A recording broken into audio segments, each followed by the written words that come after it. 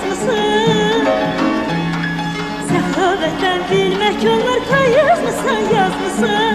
Vaxt olubdur heyranlıqda, yollarında azmışam. Hər daşına, hər gülünə ürəyimi yazmışam.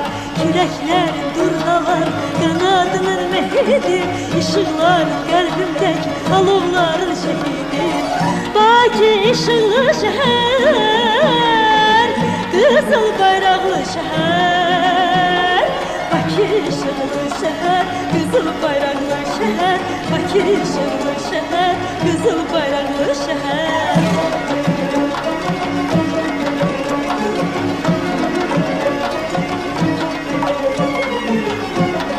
Qəhrəmansan Bakım, mənim adım düşüb dillərə.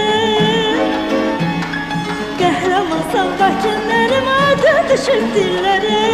Bərabərdir bircə gündür, neçə illərə.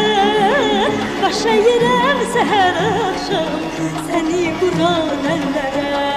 Küləklər, durnalar, qanadının mehidi, işıqlar qəlbimdək alovların şəhidi. Bakı işıqlı şəhər, qızıl bayraqlı şəhər. Bakı işıqlı şəhər, qızıl bayraqlı şəhər. Bakı işıqlı şəhər, qızıl bayraqlı şəhər.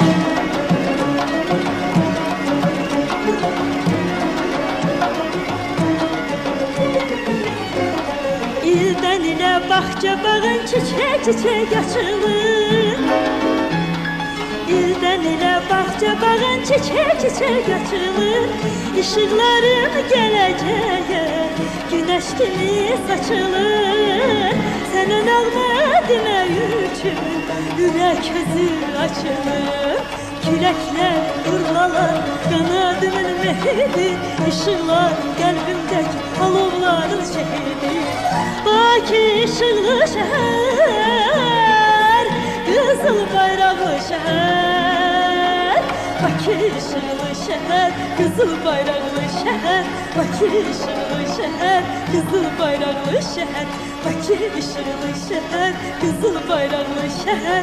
Bakı işıqlı şəhər, qızıl bayraqlı şəhər.